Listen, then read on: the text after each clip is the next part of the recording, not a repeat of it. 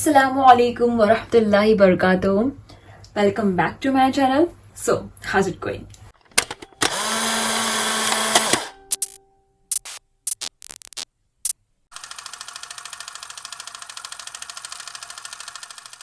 So, first of all, I'm not being rude. I'm just telling you the truth. कि ये सोचना तो बंद ही कर दो कि हम नमाज के लिए वक्त कैसे निकालें. नमाज as important as your basic needs, like the food, clothes, shelter, etc. Because नमाज फर्ज है, नमाज पढ़नी है, किसी भी हालत में नमाज पढ़नी ही पढ़नी है. तो मुसलमान के लिए बेसिक नीड्स में नमाज भी आती है. इसे तो हमें रोज पढ़नी है, ओके, और वक्त पे पढ़नी है. अगर वक्त में नहीं पढ़नी होती तो अल्लाह ताला ये 5 वक्त का टाइम नहीं देते हमें नमाज पढ़ने के लिए. तो हमें नमाज कज़ा ही क्यों करनी है? हमें ऑप्शन है ही नहीं नमाज कज़ा करने का. So stop thinking like that कि हम नमाज के लिए वक्त कैसा निकालें. कि आप खाने के लिए वक्त निकालते हो, आपको भूख लगती है, आप खा लेते हो. आपके पास घर है, आप किसी भी तरीके से आप घर ले लेते हो, या फिर आप रेंट पे रहते हो, लेकिन घर होना जरूरी है. क्लोथ्स, गरीब हो या अमीर, सबको कपड़े पहनने हैं, because this is one of our basic needs. Okay, वैसे ही नमाज, आप चाहे आप लूले हो, लंगड़े हो, बहरे हो, या फिर आप किसी भी हालत में आपको नमाज तो पढ़नी है. So you are being young, पूरी तरीके से हेल्दी हो, और आप स्टिल थिंकिंग के आप नमाज के लिए कैसे टाइम निकालें. This is a good sign that you are worried about your prayers. नमाज को वक्त पे अदा करो, just like you eat on time, you wear your clothes every day. Time decides everything, guys, everything. एक एक्सपीरियंस जो हम सब शेयर करते हैं, यू कांट डिनाई इट, कि हम जब नमाज वक्त पे पढ़ लेता ना, we felt very delight, and ऐसा लगता है नमाज बहुत स्मूथली चली गई है, बहुत स्मूथली गई, और हमें पता भी नहीं चला वो वक्त कैसे गुजर गया नमाज के साथ, और हमारे सारे काम सही सही होते हैं, बिकॉज हम इस बात से बिल्कुल रिलैक्स होते हैं कि नमाज हो गई है. नो नमाज नो लाइफ. जब तक आप ये नहीं मानोगे, आप वक्त पर नमाज नहीं पढ़ पाओगे. वक्त पे छोड़ो, आप नमाज नहीं पढ़ पाओगे. When I used to work, मेरा एक ही प्रोटोकॉल था कि मुझे नमाज के लिए वक्त चाहिए, मुझे नमाज पढ़नी ही पढ़नी है. मैं इतनी देर में इतना काम कर लूंगी, और it's just like my target कि मुझे इतनी देर में इतना काम करना ही कैसे भी. तो मेरा वर्क उससे स्मूथ होने लगा. जब हम काम उसके वक्त पे कर लेते हैं, वो काम मुकम्मल होता है, और वो काम के बेनिफिट्स दिखाई देते हैं, उसके ड्रॉबैक्स नहीं होते. तो नमाज का टाइम तो अल्लाह ताला ने फिक्स किया हुआ है. सो जो सेकंड क्वेश्चन था वो मैंने पहले क्लियर कर दिया, बिकॉज ये पहले ही होना चाहिए, क्योंकि नमाज पहले ही होनी चाहिए. नमाज के टॉपिक को हम किसी भी तरीके से सेकंड नहीं कर सकते, it always has to be first. तो नमाज का टॉपिक क्लियर कर लिया हमने कि नमाज तो आपको पढ़नी है ऑन टाइम. तो ये आपके दिमाग से निकाल दो कि नमाज के लिए टाइम निकालना है. ओके, सांस लेने के लिए टाइम नहीं निकालते हम, सांस लेते ही रहते, नमाज ही पढ़ते रहो. Smart working is to prepare a schedule. Schedule बनाने से क्या होता है कि हमें पता चलता है कि हमारी लाइफ में कितने फ्री टाइम है और कितने वर्किंग टाइम है. I am not a motivation speaker जो आपको थोड़ी थोड़ी बूस्ट वाली नॉलेज दे देगा, फिर सोडा बॉटल की तरह खत्म हो जाएगी. It's like coming from the bottom of my heart, and मैं आपसे वो शेयर करती हूँ. How can you manage your time, how can you make your schedule. First of all, हमें अगर हमारे पास कोई चीज है और हमें वो पता ही नहीं हो कि वो हमारे पास वो चीज है, तो हम उसको यूज ही कैसे कर पाएंगे, राइट? तो हम अपने टाइम को यूज कैसे करें जब हमें पता ही नहीं कि हमें कौन सा टाइम मिल रहा है, कितना टाइम मिल रहा है. सबसे पहले तो आपको आपका टाइम का ब्रेक डाउन करना है. लाइक आप कब उठते हो और उठने से लेकर आप कब सोते हो, वो टाइम का ब्रेक डाउन आप आवर्स में करो. लाइक एक घंटे में करो. जैसे आप 7 बजे उठ रहे हो, या फिर आप 9 बजे उठ रहे हो, या फिर आप 2 बजे भी उठ रहे हो. Okay, just right on your paper कि आप 2 से 3, 3 से 4, या फिर 7 से 8, 8 से 9, एक घंटे का ब्रेक डाउन करो. आई नो ये बहुत स्पेसिफिक है, बहुत छोटे छोटे डिटेल्स है. आपका बेस अगर स्ट्रांग होगा तब आप जाकर एक अच्छा सा आउटपुट दे सकते हो. जब आप अपने टाइम का ब्रेक डाउन कर लोगे, यू विल बी सरप्राइज्ड कि इतने टाइम है मेरे पास और मैं एक ढंग का काम भी नहीं कर पाती हूँ उसमें. सो जब आपको पता चल जाए कि आपके पास इतना टाइम है, okay, keep this paper side. आपको नेक्स्ट पेपर लेना है, उसमें क्या लिखना है आपको, what work is important and what work is urgent for you. Okay, आप अपने जितने सारे काम हैं उसको आपको सेग्रीगेट करना है 2 कॉलम में, important, urgent, and 3rd column भी बना लो जिसमें ऐसे काम हो जो इम्पोर्टेंट भी नहीं हो, अर्जेंट भी नहीं हो, लेकिन आपको करना है, ठीक है। तो उसका कोई टाइमिंग फिक्स नहीं है, बट आपको आपके आपके दिमाग में हो, इसलिए आप वो कॉलम में डाल रहे हो कि वो करना है, हम कर लेंगे एक ना एक दिन। ओके, तो ये 3 कॉलम बन गए। इंपॉर्टेंट वर्क क्या होता है, जो हमें करना तो है लेकिन वो अर्जेंट नहीं है, वो नहीं करने से भूचाल नहीं आ जाएगा। अगर आप 9 से 10 के बीच में नहीं कर पा रहे हो तो आप उसको 11 से 12 के बीच में कर सकते हो। हाँ, इस दिन में ही करना है, आपको कल पे नहीं टालना है उसको, इस दिन में ही करना है, आप कभी भी कर सकते हो। तो वो इम्पोर्टेंट हुआ, वो करना तो है, नहीं करोगे तो नुकसान है, लेकिन उसका कोई टाइम फिक्स नहीं, आप वो उसके लिए फ्लेक्सिबल टाइम है, आप उसको कभी भी कर सकते हो। This is called important.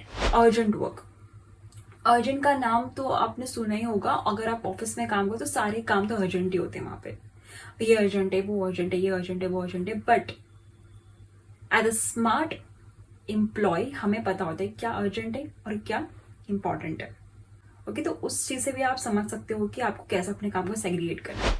जैसे हमारी कोई इंपॉर्टेंट अपॉइंटमेंट हमें फिक्स करनी है और वो उसका टाइमिंग है 9 to 10, इसके बीच में हमें अपनी अपॉइंटमेंट फिक्स करनी है, किसी डॉक्टर की या फिर किसी लॉयर की या फिर किसी भी चीज की।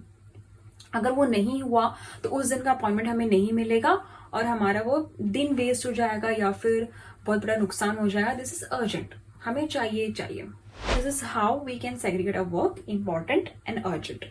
जब आप ये दोनों को लिस्ट डाउन कर लो तो आप आराम से बैठकर ये सोचो कि कौन से काम आपको आपके मीन टाइम पे करने हैं, जब आपके इंपॉर्टेंट काम भी अच्छे से आपने कर लिए हो या फिर उसको उसके टाइम पे फिक्स कर लिए हो, और आपके अर्जेंट काम भी उसके टाइम पे फिक्स कर लिया फिर कर लियो, और इसके बीच में जो टाइम मिल रहा है हमें ये काम करने हैं। ओके, सो अगर आप स्टूडेंट हो तो स्टडीज आपके लिए इंपॉर्टेंट है, अर्जेंट नहीं है, इंपॉर्टेंट है। आपके लिए हर डे इंपॉर्टेंट होता है, हर डे में आपको अपना इनपुट देना ही है। अब आपको अपना वक्त डिसाइड करना है, किसी के बोलने पे मत जाओ कि इतने बजे से इतने बजे तक पढ़ो, आपको याद हो जाएगा, या फिर आपको दिन में ही पढ़ना चाहिए, रात में आराम करो, ऐसा कुछ भी नहीं है। स्टडी जो होती है बहुत ही फ्री माइंड से पढ़ी जाती है, आपकी दिमाग को याद रहना चाहिए, आपको नहीं, आपके दिमाग में जैसे स्टोर होना चाहिए ताकि जरूरत पड़ने पर वो रिट्रीव हो, ठीक है। तो मैं स्टडी रात में ही करती हूँ। स्टडी हुआ, प्रोजेक्ट हुआ या फिर और कोई भी मुझे असाइनमेंट मिलता है, मैं रात में ही करती हूँ। So if you doing your work, important work like studies, okay, in your most comfortable time, so this is good for you. It's up to you and totally up to you, लेकिन आपकी sleep time को sacrifice मत करो। नींद भी पूरी मिलनी चाहिए, उससे दिमाग फ्रेश रहता है। तो अपने आप पे स्ट्रेस मत डालो स्टडीज का। Important work we can say कि आपको मम्मी का हेल्प करना है, दिस इज इम्पॉर्टेंट बिकॉज अगर आप घर में रह रहे हो तो you have to help your mother. आप मम्मी को बता दो कि मम्मी इतना टाइम मेरा है, इतने टाइम पे आपको जो भी काम कराना है बता दो, हमें इतने टाइम पे कर सकती हूँ, ठीक है। इसके बाद I am not available, sorry. किसी भी फैमिली मेंबर के लिए या फिर कोई घर के काम के लिए आप इतना टाइम फिक्स कर दो, this is important because you are living in your house, you are the member of your family and you have to be responsible towards your family, okay. This is very important. Urgent work हो गए, important work हो गए। अब ऐसे काम आते हैं जो इंपॉर्टेंट भी नहीं, अर्जेंट भी नहीं, बट आपको आपकी लाइफ में करना है। जस्ट लाइक जैसे गर्ल्स को होता है मेहंदी क्लासेस, या फिर आपको मेहंदी करना सीखना है, या फिर कोई भी एक्स्ट्रा करिकुलम एक्टिविटी कि आपको ड्राइंग सीखना है, या मॉर्निंग वॉक लेनी है, या फिर आपको गार्डन जाना है, कोई भी काम, और या फिर कोई वर्कआउट हो, आपको इतनी टाइम पे आपका वर्कआउट करना है, ठीक है। This is not even important, is not as urgent, but this is something you have to done. तो आप वो काम भी उस मिन टाइम पे कर सकते हो। मैं ऐसा बिल्कुल नहीं बोलूंगी कि वे फॉर्मूला फट से काम करेगा, you fail and you will learn, okay. Quran recitation and अस्कार, हम तो पूरा दिन अस्कार कर सकते हैं, और अस्कार के लिए मतलब कोई टाइम भी नहीं होता है। हमें 3 बार, हम जितनी बार काम करें, आपको बिस्मिल्लाह पढ़ना ही, आपको इस्तगफार पढ़ना ही है, सुबहान अल्लाह वहाँ नमाज के बाद पढ़ती है तस्बीह। और इसके अलावा अगर आपको और अस्कार करने हैं, जैसे शाम के एक बुक आती है जिसमें सारे अस्कार लिखे होते हैं, सुबह के अस्कार, शाम के अस्कार, उसमें टाइम भी होता है कि फजर की नमाज के बाद पढ़ो, और एक होता है असर या मगरिब की नमाज से पढ़ो। तो मैं अगर आपको सजेस्ट करूं तो असर की नमाज के बाद आप कोई काम मत रखो, आपका कोई स्केड्यूल मत रखो असर की नमाज के बाद। अगर आप स्टूडेंट हो, आप घर में रहते हो, तो मैं आपको ये एडवाइस करूंगी कि अगर आपको आपका एक स्पिरिचुअल टाइम फिक्स करना है, लाइक आपको उसमें इबादत करनी है, तो बेस्ट टाइम है आफ्टर फजर इज असर। उसमें हम एक्स्ट्रा नमाज तो नहीं पढ़ सकते, शुक्राना नहीं पढ़ सकते, तौबा नहीं पढ़ सकते, कोई एक्स्ट्रा नमाज नहीं पढ़ते सिवाय असर की नमाज के। तो उसमें अस्कार कर लो, उसमें कुरान पढ़ लो। और असर के वक्त, असर मगरिब के वक्त सूर्य वाक्या पढ़ना बहुत अच्छा होता है रिस्क के लिए, तो आप वो पढ़ लो। तो आप उस वक्त कुरान पढ़ो, आप हदीस पढ़ो, या फिर आप अस्कार करो। जब तक मगरिब का वक्त नहीं हो रहा है, आपको लगेगा कि मेरे पास बहुत टाइम है पढ़ने के लिए और मैं ये टाइम को यूटिलाइज नहीं कर रही थी, तो आप असर और मगरिब के बीच में आपके अस्कार का टाइम रखो।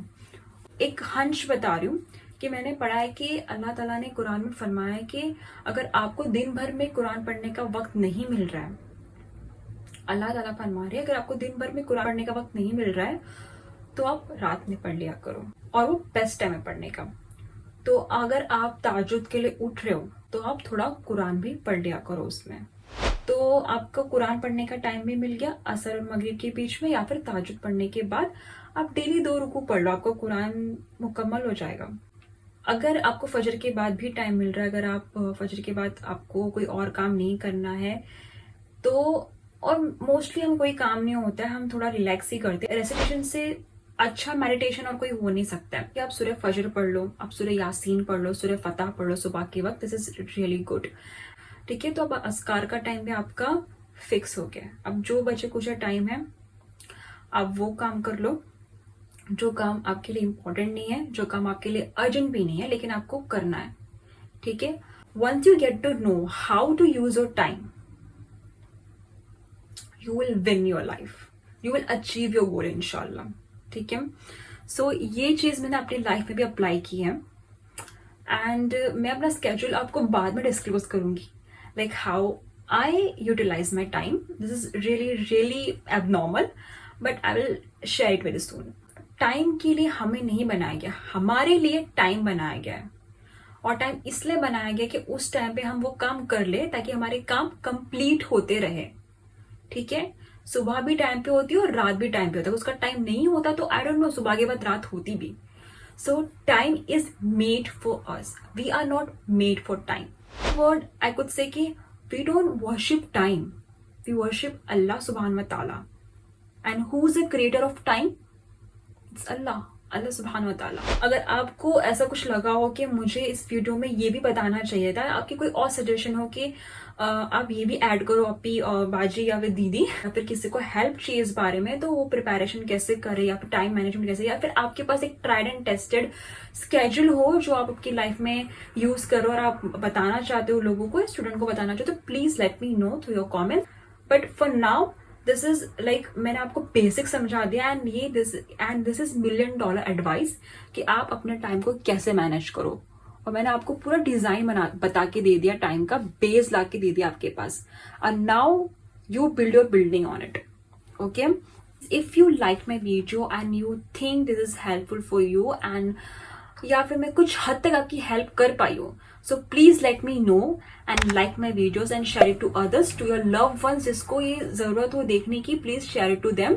Please subscribe to my channel if you're new here. तब तक के लिए take care and Allah Hafiz.